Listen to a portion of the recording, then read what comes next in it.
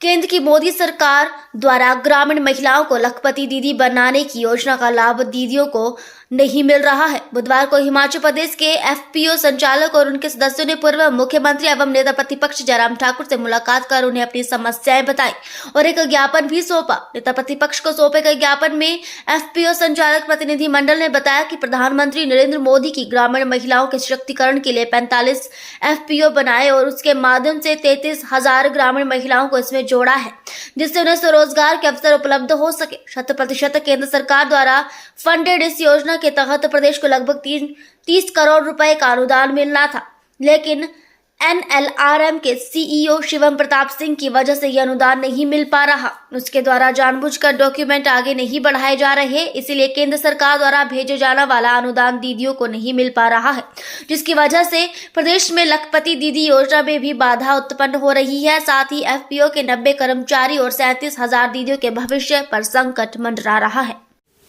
मेरा नाम रामप्यारी है। मैं विकासखंड बसंतपुर से एफपीओ में बीओडी हूँ। सर, हमारे जो हिमाचल में 45 एफपीओ बने हैं, जो भारत सरकार की एक एनआरएलएम के तहत एक स्कीम चली है एफपीओ बनाने की, और उसमें हमारे 45 एफपीओ बनाने का टारगेट प्राप्त हुआ, जो कि बन चुके हैं, और जिसमें 33,000 दीदियों ने अपना शेयर 2,000 पर मेंबर के हिसाब से दिया है। और इस एफपीओ में हमें जो है पहली ग्रांट 3,95,000 भी प्राप्त हुई है, परंतु जो अब दूसरी ग्रांट है वो हमें प्राप्त नहीं हो रही है।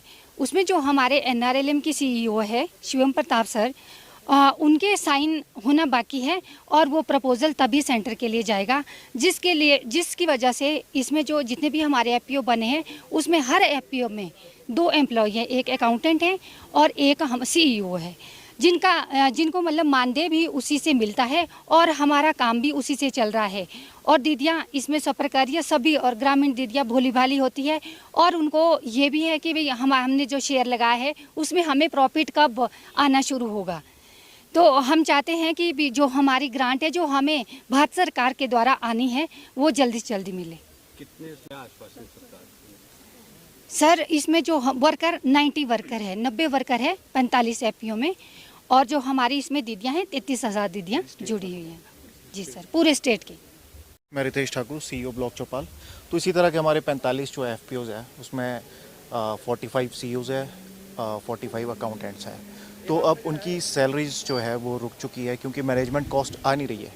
अब वो किस लिए नहीं आ रही, क्योंकि एक हमारे सीबीबीओ से एनआरएलएम में हमारे सीईओ है शिवम प्रताप जी, तो वो साइन नहीं कर रहे हैं।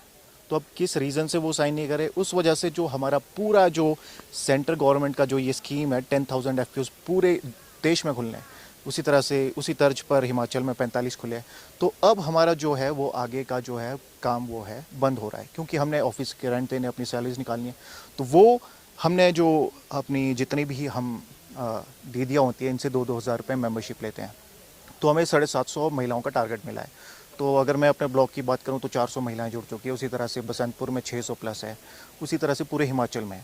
तो अब जो है मैनेजमेंट कॉस्ट अब हमें इनके पैसों से भी ली है। तो अगर हमारे पास मैनेजमेंट कॉस्ट नहीं आती है तो इन दीदियों ने जो अपना शेयर लगाया है तो वो डूब जाएगा। तो अब वो इनको कौन जवाबदेह करेगा, तो वही हम सरकार से हमारा ये सवाल है।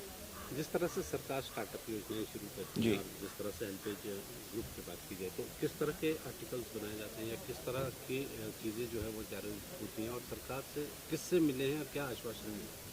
अभी हम नेता प्रतिपक्ष जी से मिले हैं, जयराम ठाकुर जी, तो उन्होंने हमें आश्वासन दिया है कि हम इस पर करेंगे। तो उसी तरह से हमारे प्रतिनिधि बाकी सरकार से भी मिल चुके हैं, उन्होंने भी आश्वासन दिया है। तो अब हमारा यही है कि सीईओ साहब काइंडली जो है वो अपना साइन कीजिए और हमारे डॉक्यूमेंट्स आगे सेंट्रल गवर्नमेंट तक पहुंचाए और हमारा जो रुकी फंडिंग है वो मिल जाए।